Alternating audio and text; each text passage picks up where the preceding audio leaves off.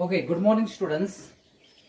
Solution आणि qualitative प्रॉपर्टीवर आपण प्रत्येक पॉइंटवर नवीन व्हिडिओ बनवतो. तर आता हा पॉइंट मोलॅरिटी नंतर खूप इम्पॉर्टंट आहे. त्याचं नाव आहे नॉर्मॅलिटी.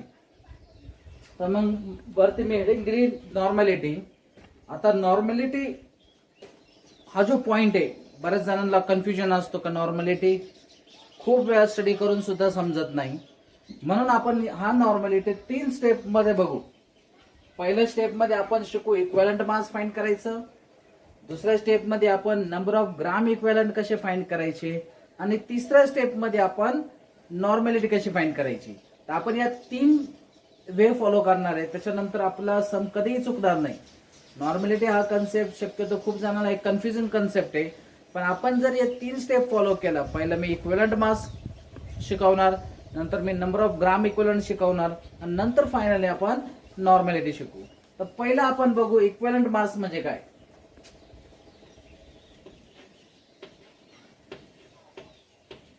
मी शॉर्टकट मध्ये लिहितो इक्विव्हॅलंट मास. इक्विव्हॅलंट मास म्हणजे काय, molecular mass divided by factor X. Formula काय, molecular mass divided by factor x.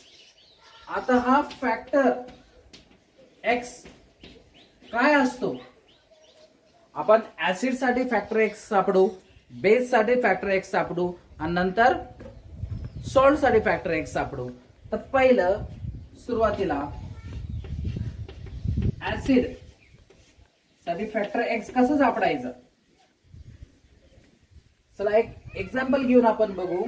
तर पहिलं एक्झाम्पल मी घेतो HCl, हायड्रोक्लोरिक ऍसिड. ऍसिड साठी फॅक्टर एक्स म्हणजे काय, तो किती H+ देऊ शकतो. तर HCl जर आपण ब्रेक केलं तर आपण त्याला H+ आणि Cl- असं लिहितो. तर तो किती H+ देतो, 1. म्हणून याचा फॅक्टर एक्स किती झाला, 1. आपण केमिस्ट लँग्वेज मध्ये हे काय म्हणतो, हा ऍसिड आहे, त्याने किती H+ दिले, 1. म्हणून आपण लिहितो इथं मोनो बेसिक ऍसिड. नीट लक्ष द्या मी काय म्हणतो. हा HCl किती H+ देतो, 1. म्हणून मी लिहिलं मोनो. इथे ऍसिड आहे म्हणून या साईडला आपण लिहिलं base, mono basic acid. Mono basic acid म्हणजे तो ऍसिड फक्त एकच H+ देऊ शकतो, त्याला म्हणायचं मोनो बेसिक ऍसिड. आणि या कन्सेप्टला आपण काय म्हणतो, आपण त्या ऍसिडची काय सापडतो, बेसिसिटी सापडतो. त्या ऍसिडची आपण काय सापडतो, बेसिसिटी. तर जर क्वेश्चन कधी आला HCl ची बेसिसिटी किती आहे, तर तुम्ही लिहायची 1. चला आता सेकंड ऍसिड घेऊ आपण, H2SO4. H2SO4 कसा ब्रेक होणार, H+, पण किती वेळा H आहे, 2दा, म्हणजे 2 टाइम्स SO4 - 2. हा किती H+ देतो, हा 2 H+ देतो. म्हणून याचा फॅक्टर एक्स किती झाला, 2. आणि याला आपण म्हणतो डाय बेसिक ऍसिड. काय म्हणतो याला आपण, डाय बेसिक ऍसिड. अजून काही एक्झाम्पल्स घेऊ आपण. तिसरं एक्झाम्पल घेतो मी नायट्रिक ऍसिडचं, HNO3.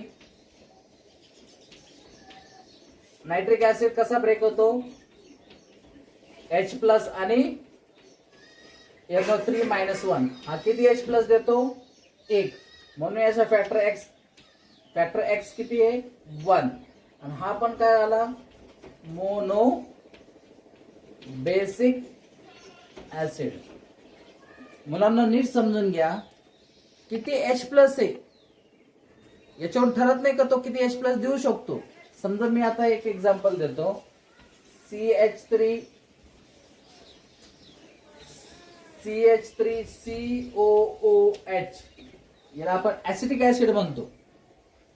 आता मला याच्या फॉर्म्युला मध्ये 4 हायड्रोजन दिसतात. 4 हायड्रोजन दिसतात म्हणून तो सगळे 4 हायड्रोजन देतो असं काही नाहीये. हा किती हायड्रोजन देऊ शकतो, चला मी या साईडने लिहितो. तो फक्त एक हायड्रोजन देऊ शकतो, म्हणजे CH3COO -1 हा H+. म्हणजे ऍसिडिक ऍसिड ला 4 हायड्रोजन आहे, पण तो किती हायड्रोजन देऊ शकतो? फक्त एकच. म्हणजे हे आपल्याला माहित पाहिजे, म्हणून आपण याला म्हणतो मोनो बेसिक ऍसिड. कधी कधी असा क्वेश्चन येतो, acidic acid contains 4 hydrogen, still it is mono basic Y. म्हणजे असा क्वेश्चन येतो, ऍसिडिक ऍसिड मध्ये 4 हायड्रोजन असून सुद्धा तो मोनो बेसिक काय? कारण ब्रेक झाल्यानंतर तो फक्त एकच H+ देतो. म्हणून तुम्ही फॉर्म्युला मध्ये किती हायड्रोजन्स आहेत ते बघून आपण बेसिसिटी सांगू शकत नाही. हे कन्सेप्ट आपल्याला माहितच पाहिजे. तर HCl ची बेसिसिटी असते 1, नायट्रिक ऍसिड ची बेसिसिटी असते 1, सल्फ्युरिक ऍसिड ची बेसिसिटी असते 2. तर कुठला, चला एवढं समजलं तुम्हाला. फॅक्टर एक्स ऍसिड साठी कसं सापडायचा? तो ऍसिड किती H+ देऊ शकतो. मी त्या ऍसिड मध्ये किती हायड्रोजन हे म्हटलेलं नाहीये. तो ब्रेक झाल्यानंतर किती H+ देऊ शकतो. आता तुमचा क्वेश्चन असं कशावरून समजायचं आपल्याला तो किती H+ देऊ शकतो? सिलेबस मध्ये आपण जे जे ऍसिड शिकणार आहोत, हळूहळू त्याला अनालाइज करायचं. समजा आता HCl आहे, तो 1 H+ देऊ शकतो म्हणून मोनो बेसिक. नायट्रिक ऍसिड 1 देतो म्हणून तो पण मोनो बेसिक. सल्फ्युरिक ऍसिड 2 देतो म्हणून डायबेसिक. फॉस्फरिक ऍसिड किंवा ऍसिडिक ऍसिड 1 हायड्रोजन देतो म्हणून मोनोबेसिक. अशा पद्धतीने आपल्याला प्रत्येक ऍसिडचा ज्यावेळेस स्टडी होणार त्यावेळेस आपला हा कन्सेप्ट एकदम क्लिअर होणार. तर समजलं?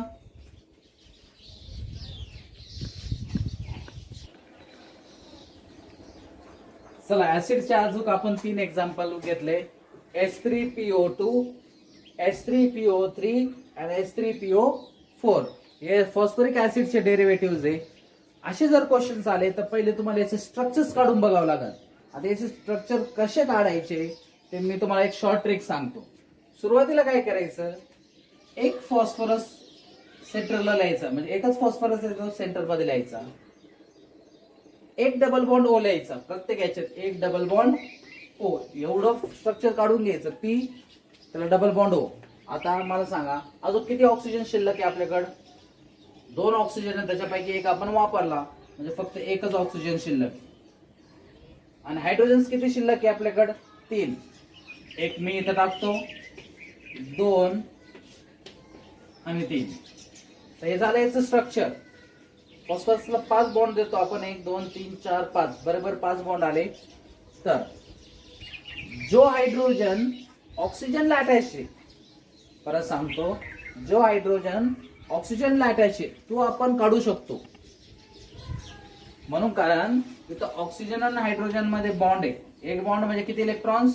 2. हा जर ब्रेक झाला तर दोन्ही इलेक्ट्रॉन कोण ओढून घेईन? ऑक्सिजन. का ओढून घेईन? कारण तो जास्त इलेक्ट्रोनिगेटिव्ह आहे. तर हा दोन्ही इलेक्ट्रॉन ऑक्सिजनने ओढून नेलं तर हा निगेटिव्ह होईल आणि हा पॉझिटिव्ह. म्हणजे जो हायड्रोजन ऑक्सिजनला अटॅच आहे फक्त तोच आपण काढू शकतो. हा हायड्रोजन काढू शकत नाही, हा हायड्रोजन काढू शकत नाही. म्हणजे हा ऍसिड H3PO2 किती H+ देऊ शकतो? फक्त एकच. म्हणून याचा फॅक्टर एक्स किती झाला? 1. चला आता हे एक्झाम्पल बघू आपण. पहिलं मी P डबल बॉन्ड O काढतो. टोटल किती ऑक्सिजन आहे? 3. त्याच्यापैकी मी एक वापरलाय. मग 2 आणि 3 किती हायड्रोजन आहे? 3. 1 2 आणि 3. हे झालं याचं स्ट्रक्चर. आता हा किती H+ देऊ शकतो? बघा आता याच्यात ऑक्सिजनला किती हायड्रोजन अटॅच्ड आहे? 1 आणि 2. म्हणजे याचा फॅक्टर एक्स किती आहे? 2. चला आता व्हिडिओ पॉज करून याचा फॅक्टर एक्स सांगा. चला मी सॉल्व्ह करतो. P double bond O, oxygen किती? टोटल 4. एक वापरला, 2 3 4. किती हायड्रोजन आहे आपल्याकडे? 3. 1 2 3. तर हा किती हायड्रोजन ऑक्सिजन अटॅच आहे? 1 2 3. म्हणजे याचा फॅक्टर एक्स किती आहे? 3 आहे. म्हणजे याचा अर्थ फक्त फॉर्म्युला मध्ये किती हायड्रोजन आहे याच्यावरून फॅक्टर एक्स सापडता येत नाही. तो किती H+ ब्रेक झाल्यानंतर देतो त्याच्यावर फॅक्टर एक्स डिपेंड आहे. तर आपण ऍसिड साठी फॅक्टर एक्स कसं सापडायचं ते बघितलंय. ऍसिड साठी फॅक्टर एक्स म्हणजे तो किती H+ देतो. आता बेस साठी आपण बघू.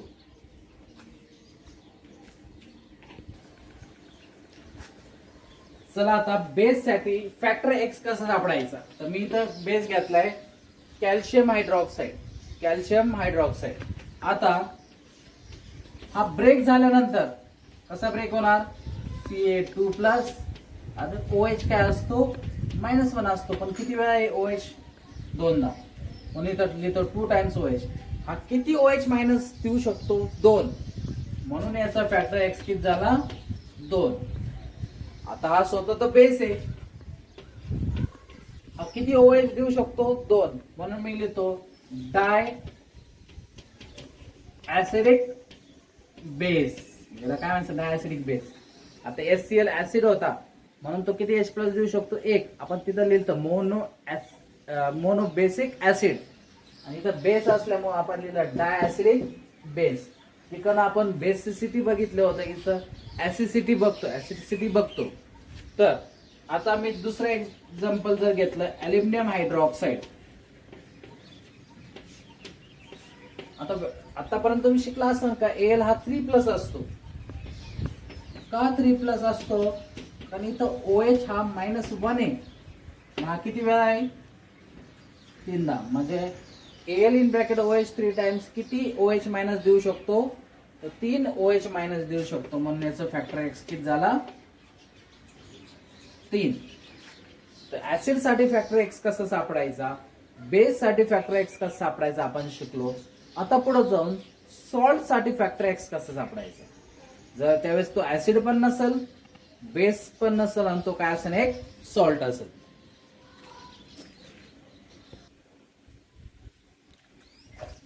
आता सॉल्ट साठी फॅक्टर एक्स कसं सापडायचा, तर मी इथं लिहिलंय total positive charge on cation. Total positive charge on cation, किंवा तुम्ही असं पण समजू शकता total negative charge on anion. Cation आणि आनायनचा चार्ज हा सारखाच असतो. समजा मी इथं घेतलं NaCl, तर Na+1 असतो, तर Cl -1. तर पॉझिटिव्ह वर किती चार्ज आहे, +1. म्हणून याचा फॅक्टर एक्स किती झाला, 1. तुम्ही निगेटिव्ह जरी धरलं तरी तो 1च येणार आहे. म्हणून आपण आता कन्फ्युजन न करता फक्त आपण कटायनचा पॉझिटिव्ह चार्ज धरू. तर इथं बघा, आपण एक्झाम्पल घेतलंय Na2CO3. आताच बघितलं आपण सोडियम हा +1 असतो, पण किती वेळा आहे हा, 2दा. म्हणजे टोटल किती, +2. म्हणून याचा फॅक्टर एक्स किती झाला, 2. पुढलं एक्झाम्पल आहे AlCl3. Al तुम्हाला माहिती आहे किती प्लस आहे, 3+. माहित जर नसतं तर Cl हा -1 असतो. 3दा आहे म्हणून हा टोटल किती झाला, -3. तर त्याला कट करायसाठी हा किती पाहिजे, +3. म्हणजे याचा फॅक्टर एक्स किती झाला, 3. तुम्हाला माहित पाहिजे SO4 म्हणजे सल्फेट, आणि तो -2 असतो. म्हणून Mg किती, +2. म्हणून याचा फॅक्टर एक्स किती झाला, 2. आता Al हा +3 आहे, पण इथे Al2 आहे, म्हणजे 2दा येतो. +3 +3 +6. म्हणून याचा फॅक्टर एक्स किती झाला, 6. तर या पद्धतीनं मी परत इकडं लिहितो फॅक्टर एक्स ऍसिड साठी. काय करतो आपण ऍसिड साठी, तो किती H+ देऊ शकतो, नंबर ऑफ H+. बेस साठी काय, तो किती OH देऊ शकतो, नंबर ऑफ OH-. आणि सॉल्ट साठी total positive charge on cation. तर आपण फॅक्टर एक्स कसं सापडायचं हे शिकलो. आणि आपण कन्सेप्ट बघतोय नॉर्मॅलिटी. नॉर्मॅलिटी मी सांगितलं 3 पद्धतीने तुम्हाला शिकवणार आहे. पहिले इक्विव्हॅलंट मास कसं फाइंड करायचं, नंतर number of gram equivalent find कसं करायचं, आणि फायनली नॉर्मॅलिटी फाइंड कसं करायचं. तर आता आपण बघू इक्विव्हॅलंट मास कसं फाइंड करायचं. आता आपण बघू इक्विव्हॅलंट मास कसं फाइंड करायचं. हॅलो. तर चला आता आपण बघू इक्विव्हॅलंट मास कसा फाइंड करायचा. तर इक्विव्हॅलंट मास साठी ऑलरेडी आपण फॉर्म्युला बघितला, molecular weight divided by factor x. आणि आपल्याला माहिती आहे फॅक्टर एक्स कसं सापडायचा. ऍसिड साठी तो किती H प्लस देतो, बेस साठी तो किती OH मायनस देतो, आणि सॉल्ट साठी total positive charge on cation. आता मी इथं क्वेश्चन घेतला, फाइंड इक्विव्हॅलंट वेट ऑफ. एक ऍसिड घेतला, एक बेस घेतला आणि एक सॉल्ट घेतला, म्हणून इथं तुमचे सगळे कन्सेप्ट क्लिअर होतील. तर पहिला मी घेतो तो ऍसिड H2SO4. H2SO4 जर ब्रेक झाला तर तो H प्लस, H किती वेळा आहे दोनदा, म्हणून 2 टाइम्स H प्लस आणि SO4 मायनस 2 किती H प्लस देतो, हा 2 देतो, म्हणून याचा फॅक्टर एक्स किती झाला 2. तर मी इथं लिहितो इक्विव्हॅलंट मास, किंवा तुम्ही त्याला इक्विव्हॅलंट वेट पण म्हणू शकतात, molecular weight divided by factor x. आता H2SO4 चा आपण मॉलिक्युलर वेट इकडे कॅल्क्युलेट करू बघा. H2SO4 हायड्रोजनचा ऍटॉमिक नंबर असतो 1, सॉरी ऍटॉमिक मास नंबर असतो 1, दोनदा आहे म्हणून 2. सल्फरचा ऍटॉमिक मास नंबर असतो 32, कारण सल्फरचा ऍटॉमिक नंबर आहे 16, मास नंबर आहे 32. ऑक्सिजन असतो 16, 16 4 64.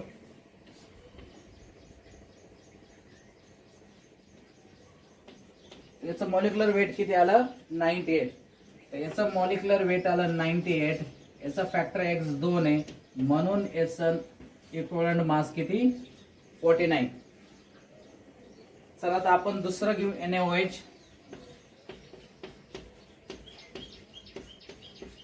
NaOH ब्रेक झाल्यानंतर तो कसा ब्रेक होईल, Na प्लस OH मायनस. तर तो किती OH मायनस देतो 1, म्हणून याचा फॅक्टर एक्स किती झाला 1. तर आपण बघतोय आता याचा इक्विव्हॅलंट मास,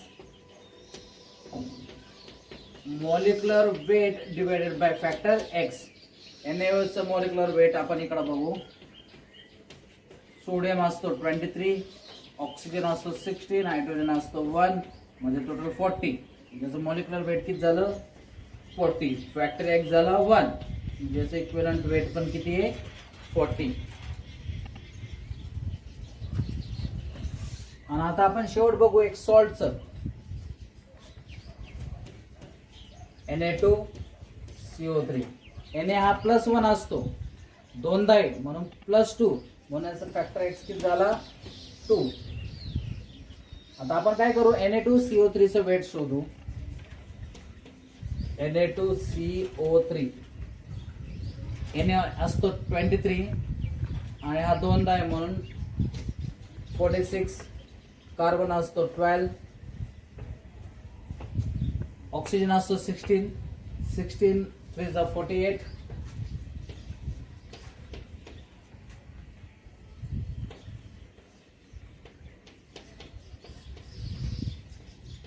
हिचं वेट किती आला 106. मग आपण परत फॉर्म्युला लिहू, equivalent mass is equal to molecular weight divided by factor x.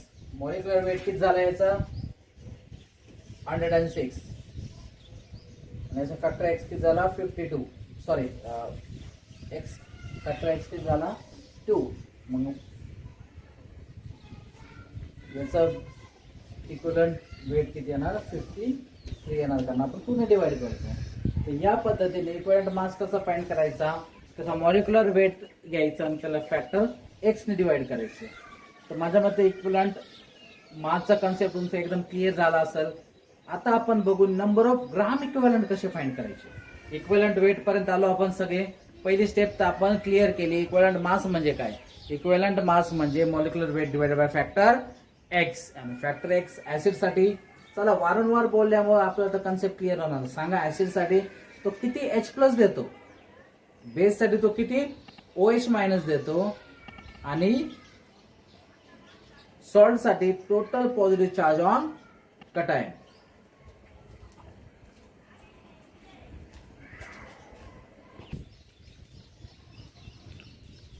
चला पहिला कन्सेप्ट आपण क्लिअर केला, इक्विव्हॅलंट मास कसं फाइंड करायचे. आता दुसरा आहे नंबर ऑफ ग्राम इक्विव्हॅलंट कसे फाइंड करायचे. आता number of gram equivalent find करायच्या आधी मी तुम्हाला एक कन्सेप्ट सांगतो. आतापर्यंत आपण बघितलंय की नंबर ऑफ मोल्स कसे फाइंड करतो आपण. नंबर ऑफ मोल्स म्हणजे स्मॉल एन कसं फाइंड करतो. मास अपॉन मोलर मास. कसं फाइंड करतो. मास अपॉन मोलर मास. काही व्हिडिओज मध्ये मास ऐवजी आपण वेट म्हणलो, म्हणजे दोन्ही सारखं वेट अपॉन मोलर मास. तर याच पद्धतीने आपण equivalent number of equivalent mass देणार ठेवायचं. नंबर ऑफ मोल्स म्हणजे काय. Mass upon molar mass. तर number of gram equivalent. Number of gram equivalent कसं देणार ठेवायचं. मास अपॉन इक्विव्हॅलंट मास किंवा इक्विव्हॅलंट वेट. फक्त फरक कुठं आहे. नंबर ऑफ मोल्स मध्ये मास अपॉन मोलर मास म्हणतो आणि नंबर ऑफ ग्राम इक्विव्हॅलंट मध्ये मास अपॉन इक्विव्हॅलंट मास म्हणतो. Mass upon equivalent mass. आणि इक्विव्हॅलंट मास आताच बघितलं आपण काय. Molecular weight divided by factor x. तर काही सम सॉल्व्ह करू आपण नंबर ऑफ ग्राम इक्विव्हॅलंट वर. बघा सर्वात पहिले इक्विव्हॅलंट मास, नंतर number of gram equivalent.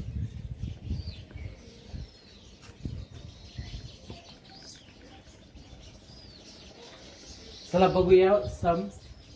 Find number of gram equivalent present in 0.4 gram NaOH आणि दुसरा क्वेश्चन दिलाय 0.98 ग्राम ऑफ H2SO4. तर सर्वात प्रथम आपण याचा फॉर्म्युला लिहू. Number of gram equivalent. काय त्याचा formula. Mass upon equivalent mass. तर पहिला आहे 0.4 grams NaOH. 0.4 gram mass already आपल्याकडे आहे. आपण याचं इक्विव्हॅलंट मास सेपरेट आधी सॉल्व्ह करून घेऊ. Equivalent mass. कोणाचं इक्विव्हॅलंट मास फाइंड करायचे. इक्विव्हॅलंट मासचं फॉर्म्युला लिहू पहिलं. Molecular weight divide by factor x. आताच बघितलं आपण NaOH. आता हे थोडा विसरून जा. NaOH चं मॉलिक्युलर वेट आहे 40. मॉलिक्युलर वेट किती NaOH चं 40 आणि त्याचं फॅक्टर एक्स किती 1 आहे. कारण आता बघितलं आपण हा एक OH देतो म्हणून हे झालं 40. म्हणून आपण इक्विव्हॅलंट मास पहिलं फाइंड करून घ्यायचं, नंतर जायचं ग्राम इक्विव्हॅलंट. ग्राम इक्विव्हॅलंट म्हणजे काय. Mass upon equivalent weight. आता मी सापडतो नंबर ऑफ ग्राम इक्विव्हॅलंट. काय मास किती दिलाय 0.4 अपॉन इक्विव्हॅलंट मास किती घेतला 40. हा पॉइंट जर काढला तर इथं 0. 4 1 जा 4, 100 जा 1/100. हा झाला याचा नंबर ऑफ ग्राम इक्विव्हॅलंट. तर याच पद्धतीनं याच्यासाठी नंबर ऑफ ग्राम इक्विव्हॅलंट शोधा.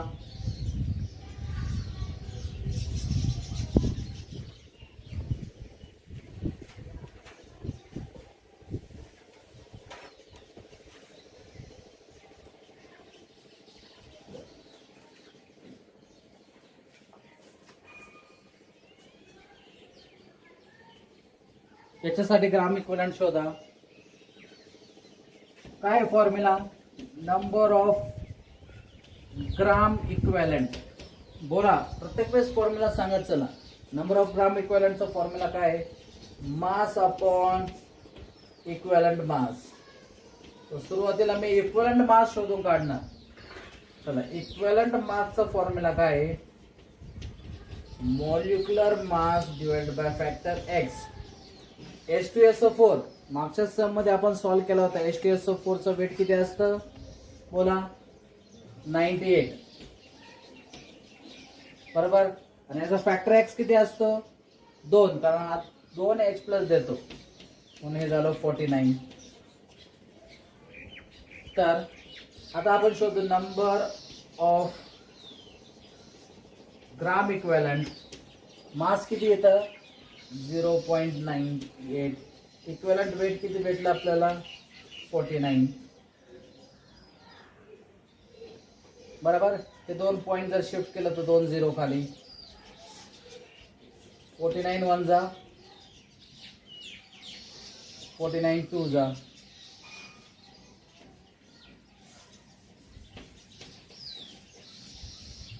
2/100.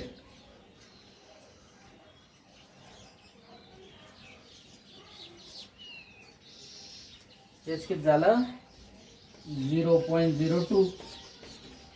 या पद्धतीनं तुम्हाला काय करायचं आहे इक्विव्हॅलंट मास शोधायचा आहे. तर तिसरा सम मी तुमच्यासाठी देतो. तो सम असा आहे find the equivalent mass in 53 grams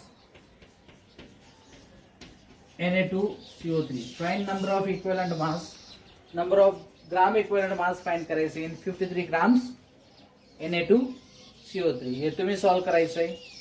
आणि मला आणि मागच्या व्हिडिओ मध्ये पण बघा शेवट तो व्हिडिओ कट झाला तर शेवट मी तुम्हाला 2 क्वेश्चन्स दिलेले तो सॉल्व करून दाखवायचं.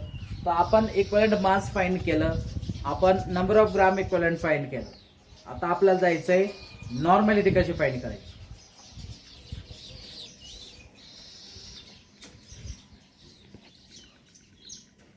आता आपण आपल्या पॉइंट कडे येऊ द्या नॉर्मॅलिटी.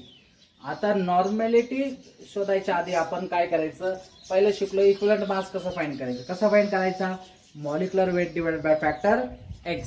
नंतर नंबर ऑफ ग्राम इक्विव्हॅलंट शोधले. आपले नंबर ऑफ ग्राम इक्विव्हॅलंट कसं शोधायचे mass divided by equivalent mass. आणि आता आपण शिकणार आहे नॉर्मॅलिटी. पहिले याची डेफिनेशन बघू. नॉर्मॅलिटीची डेफिनेशन आहे नंबर ऑफ किंवा आपण फॉर्म्युला सुद्धा म्हणू number of gram equivalent number of gram equivalent upon are present in 1 liter solution. काय number of gram equivalent present in 1 liter solution. मग नंबर ऑफ ग्राम इक्विव्हॅलंट आपण कसं शोधणार mass upon equivalent weight. Equivalent weight कसं शोधणार molecular weight divided by factor x. म्हणजे असं reverse जायचंय म्हणून आपण हे 3 स्टेप मेथड म्हणू याला. पहिली स्टेप आपण काय करणार इक्विव्हॅलंट मास फाइंड करणार, दुसऱ्या स्टेप मध्ये number of gram equivalent find करणार आणि तिसऱ्या स्टेप मध्ये आपण त्याला नॉर्मॅलिटी फाइंड करणार. 1-2 क्वेश्चन मी सॉल्व करून दाखवतो, 1-2 तुम्ही करा. त्यावेळेस हा नॉर्मॅलिटीचा कन्सेप्ट बऱ्याच जणांना हा नॉर्मॅलिटीचा कन्सेप्ट समजणं कठीण जातं. पण यापुढे तुम्हाला ह्या नॉर्मॅलिटीचा कन्सेप्ट खूप सोप्या पद्धतीने येणार आहे.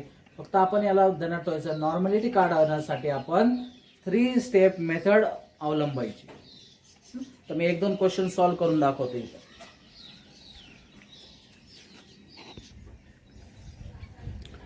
तर चला आता हा आपण सम सॉल्व करू. काय दिलंय इफ